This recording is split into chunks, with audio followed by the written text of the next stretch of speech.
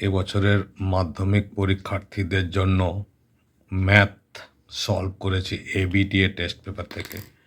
Page number 289 পেজের যে পরিমিতি আর statistics এই দুটো পার্ট ছিল, ওই দুটো পার্টই দেখাচ্ছি, বাকিগুলো আগের ভিডিওতে আমি দিয়েছি। আশা করছি তোমরা বুঝতে পেরেছ। ভালো লাগলে লাইক, কমেন্ট, শেয়ার, সাবস্ক্রাইব করে রাখো, অল বটমে ক্লিক করো, তাহলে কিন্তু সমস্ত ভিডিও পাবে। এই যে কোশ্চিন নম্বর 14 প্রথম অঙ্কটা দেওয়া আছে, 14 সেন্টিমিটার দৈর্ঘ্যের ব্যাসার্ধ বিশিষ্ট একটি ভূগোলকের অক্ষটির বক্রতলে 0.7 সেন্টিমিটার দৈর্ঘ্যের ব্যাসার্ধ বিশিষ্ট দুটি বৃত্তাকার ছিদ্র রয়েছে। ভূগোলকটির গোলাকার অংশে ধাতব পাতের ক্ষেত্রফল কত?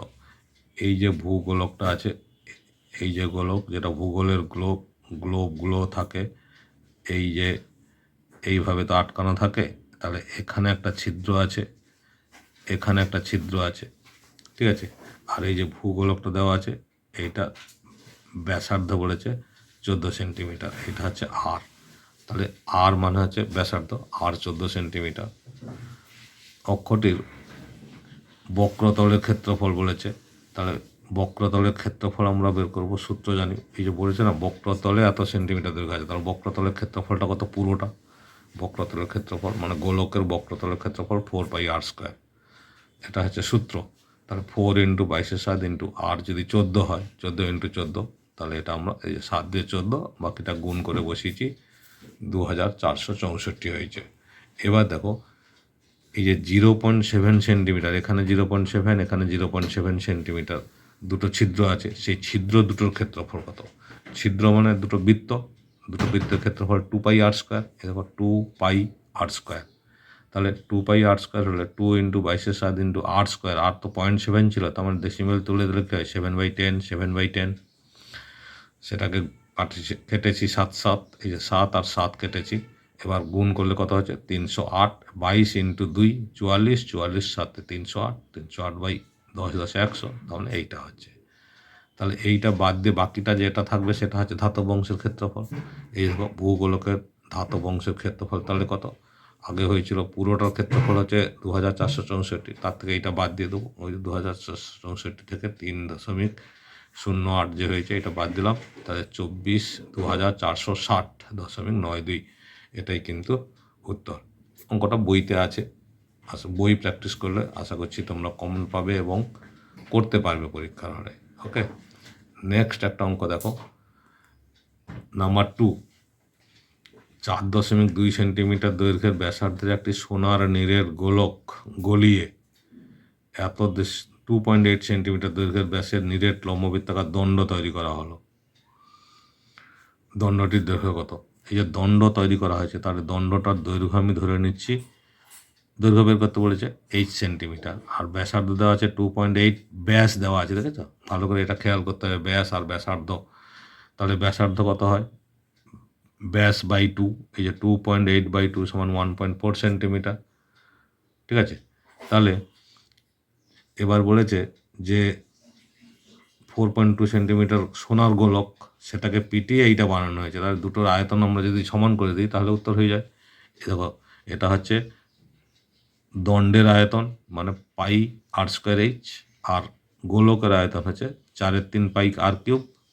এবার দেখো, দণ্ডের ব্যাসার্ধ দেওয়া আছে কত? 1.4, তাহলে 1.4 হোল স্কোয়ার মানে দশমিক তুলে দিলে /10, তাহলে 14/10 whole square into h is equal to 4/3 into ওই যে 4.2, যেটা গোলকের ব্যাসার্ধ দেওয়া আছে, এই যে 4.2/10 কেন করেছি? দশমিক তুলে দিয়ে 10 বসিয়েছি, মানে 42/10 হোল কিউব।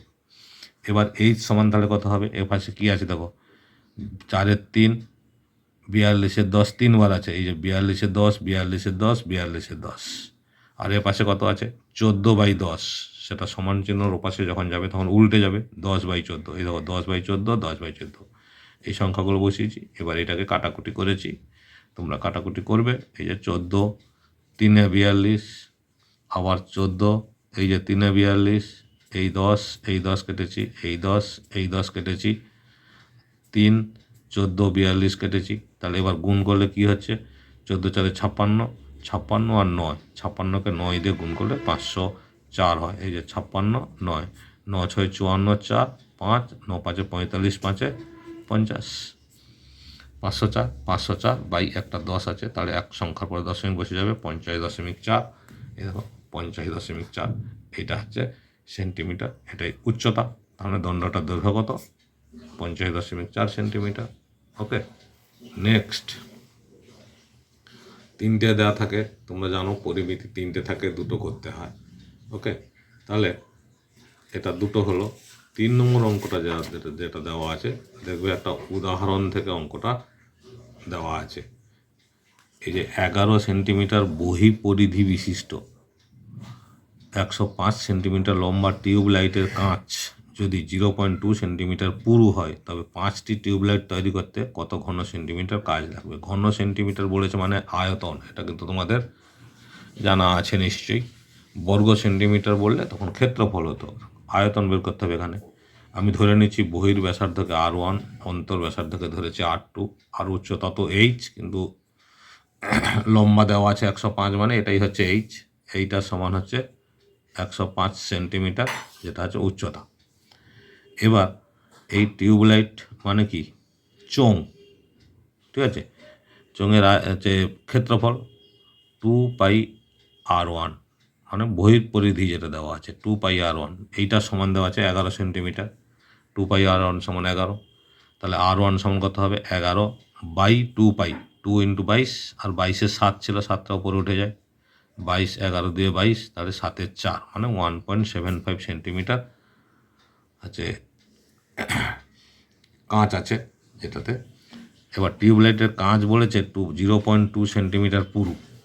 ওকে, এবার বহির ব্যাসার্ধ আমরা পেয়েছি, অন্তর ব্যাসার্ধ তো দেওয়া নেই, সেটা আমাদের বের করে নিতে হবে। তাহলে বহি পরিধি যদি 1.75 হয় আর কাঁচটা পুরু 0.2 হয়, তাহলে ওইটা মাইনাস করলে অন্ত ব্যাসার্ধ হয়ে যাবে। অন্ত ব্যাসার্ধ দেখো 1.75 - 0.2, তাহলে 1.55 সেন্টিমিটার। ঠিক আছে, এবার আমরা যেহেতু আয়তন বের করতে বলেছে, টিউব তো ফাঁপা, ফাঁপা টিউবের আয়তন, টিউবলাইটের আয়তন, এই যে πr1² - r2² × h, এটাই হচ্ছে ফাঁপা চোঙের আয়তনের সূত্র। এবার আমরা ফর্মুলা বসালাম, এবার ভ্যালুগুলো বসিয়ে দিয়েছি। দেখো 22-এর 7, R1 মানে বেরিয়েছে কত? ওই যে 1.75, এই যে R1 মানে 1.75, আর R2 বেরিয়েছে 1.55, তাহলে সেটাই আমরা লিখেছি। দেখো এই যে R1 মানে 1.75 whole square minus 1.55 whole square into 105, মানে H। এই যে হোল স্কোয়ার ছিল, এই হোল স্কোয়ার যদি আমরা ভাঙতে যাই তাহলে আমাদের গুণ করতে হবে। গুণ করার থেকে A² - B² যেহেতু আছে, সূত্র বসিয়ে দিলে অনেক বেশি ইজি হবে। এটা কিন্তু একটু মাথায় রাখবে, তোমাকে 1.75 গুণ করতে হবে, 1.55 গুণ করতে হবে, গুণ করে যে সংখ্যাটা হবে তাকে যোগ করতে হবে। বিয়োগ করতে হবে। এক্ষেত্রে আমি সূত্র বসিয়ে দিয়েছি, দেখো কোনো গুণ করার দরকার পড়েনি। A² - B², তাহলে A + B × A - B × 105। এবার এটা যোগ করেছি, এটা বিয়োগ করেছি, এই সংখ্যা বেরিয়েছে। এবার তাহলে কি হচ্ছে? কাটাকুটি করেছি, এই দেখো একটা 0, একটা 0, এই যে 0.2 ছিল, 10 তুলে 10 বসিয়েছি, তারপর 7 দিয়ে এটা করেছে 15 × 7 = 105। ঠিক আছে, তাহলে কি থাকলো? গুণ করে আমাদের এই সংখ্যা পেয়েছি, তাহলে 217.8 সেন্টিমিটার কিউব বেরিয়েছে। এটা কি বেরিয়েছে? আয়তন, একটা টিউবের আয়তন, প্রতিটি টিউবের আয়তন বলেছি। ঠিক আছে, প্রতিটি টিউবের আয়তন। তাহলে এখানে বলেছে 5টা টিউব তৈরি করতে কত ঘন সেন্টিমিটার কাজ লাগবে, তাহলে 5টা টিউব বলেছে। এই যে 5টি টিউবলাইট তৈরি করতে কাজ লাগবে 5 × 217.8, এই যে 5 × 217.8 গুণ করতে এইটা উত্তর হয়েছে। এটাই হচ্ছে আমাদের অ্যান্সার। ওকে, 3টে থাকে, 2টো করতে হয়। এরপরে আমাদের স্ট্যাটিস্টিক্সেও 3টে থাকে, 2টো করতে হয়, 4 4 8 নাম্বার। এই যে স্ট্যাটিস্টিক্সের যে প্রথম অঙ্কটা দিয়েছে, সেই প্রথম অঙ্কটাই বলেছে গড় দেওয়া আছে, একটা গড় মান দেওয়া আছে। এটা টেস্ট পেপারে একটু ভুল আছে, আমি কারেকশান করে অঙ্কটা করেছি। গড় মানটা প্রিন্ট করেনি, গড় মান 54 হবে, আর এখানে কে একটা আননোন দেওয়া আছে, কে এর মান কত সেটা বার করতে হবে। তাহলে শ্রেণী আর পরিসংখ্যা দেওয়া আছে। শ্রেণীটা দেওয়া আছে 0 থেকে 20, 20 থেকে 40, 40 থেকে 60, 60 থেকে 80, 80 থেকে 100। পরিসংখ্যা দেওয়া আছে 7, 11, কে 9, 13। এবার গড় বের করতে গেলে আমাদের মধ্যমান দরকার হয়। এই যে x1 মধ্যমান কী করে বার করানো হয়, এই যে শ্রেণীটা আছে এইটা যোগ করে 2 দিয়ে ভাগ, মানে 0 + 20/2 কত হলো 20/2 মানে 10। 20 প্লাস এটা হচ্ছে 20 + 40/2 60, 60/2 30। এইভাবে আমরা মধ্যমানটা বের করে নিয়েছি। ওকে, পরিসংখ্যা দেওয়া আছে। এবার আমরা গড়ের সূত্র কি জানি, যে সামেশান অফ, এইটা গড়ের সূত্র summation of f1 x1 by f1। তাহলে সামেশান আর f1 x1 চাই, সেই জন্য দেখো এই যে f1 x1 গুণ করেছি 7 × 10 = 70, 30 × 11 330, 50 ইন্টু কে 50 কে, 70 ইন্টু 9 মানে 9 × 7 = 63 মানে 630, 13 × 9 = 117 মানে একটা শূন্য, এই যে 1170। সামেশান অফ এফ মানে এইটাকে পুরোটা যোগ করতে হবে। এই যে যোগ করেছি দেখো 2200 + 50কে, এই সংখ্যাটা বাদ দিয়ে এই যে 70 0 0 0 7 3 10 10 3 13 13 7 20 0 2 3 2 5 5 6 11 11 কে 12 2 হাতে 1 1 1 2 2250। এটা যোগ করেছি 40 প্লাস কে হয়েছে। এবার আমাদের সূত্রটা কী ছিল, গড় সমান summation F by summation f1। তাহলে এফ মানে এইটা বেরিয়েছে 2200 + 50কে বাই 40 প্লাস কে। এবার গড় মানটা বইতে প্রিন্ট হয়নি, আমি সেটা কারেকশান করেছি, ওটা 54 হবে। গড় মান 54, গড়ের জায়গায় লিখেছি 54 সমান এইটা। এবার জাস্ট কোনাকুনি গুণ করেছি 54 ইন্টু এটাকে 1 আছে 2200 + 50কে ইজিক্যাল টু 54 ইন্টু 40 প্লাসকে গুণ করলে 2160 + 54কে। তাহলে এবার 50কে 54কেটার পাশে নিয়ে এসেছি, 2160 আর 2200টাও পাশে মাইনাস হয়েছে, তাহলে কত হচ্ছে -4কে সমান -40, মাইনাস মাইনাস কেটে যাচ্ছে, তাহলে কে সমান কত হচ্ছে 40/4 সমান হচ্ছে 10। ওকে, এটা একটা গড় নেই না। আর একটা ওজাইভের অঙ্ক ছিল, গ্রাফ পেপার দিয়ে করতে হবে, তার থেকে মধ্যমা ডিটারমিনেশন করতে ছিল নাম্বার 2, সেটা আমি করিনি। নাম্বার 3 যেটা দেওয়া আছে সংখ্যাগুরু মানের অঙ্কটা কিন্তু সব থেকে সোজা, ওটা তোমরা ইজিলি করতে পারবে। এই যে সংখ্যাগুরু মান দেওয়া আছে দেখো, সংখ্যাগুরু মান নির্ণয় করতে বলেছে, নম্বর আর পরিসংখ্যা দিয়ে দিয়েছে। 4 থেকে 8, 8 থেকে 12, 4-এর ডিফারেন্সে 4 থেকে 12, 8 থেকে 12, 12 থেকে 16, 16 থেকে 20, 20 থেকে 40, 40 থেকে 28, 20 থেকে 24, 24 থেকে 28, 28 থেকে 32। এটা দেখো পরিসংখ্যা এগুলো দেওয়া আছে। সংখ্যাগুরু মান নির্ণয় করতে হলে প্রথমে দেখতে হয় কোন পরিসংখ্যাটা বড়। এই যে পরিসংখ্যাটা বড় 18, এখানে যতগুলো আছে 9, 10, 18, 14, 10, 6, 3, তার মধ্যে বড় কোনটা 18, তো এই 18টাই হবে f1। তাহলে এটা যদি f1 হয় তার উপরটা হয় f0, তার নিচেরটা হয় f2। এটা হচ্ছে f1 f2 এ ধরার আমাদের নিয়ম।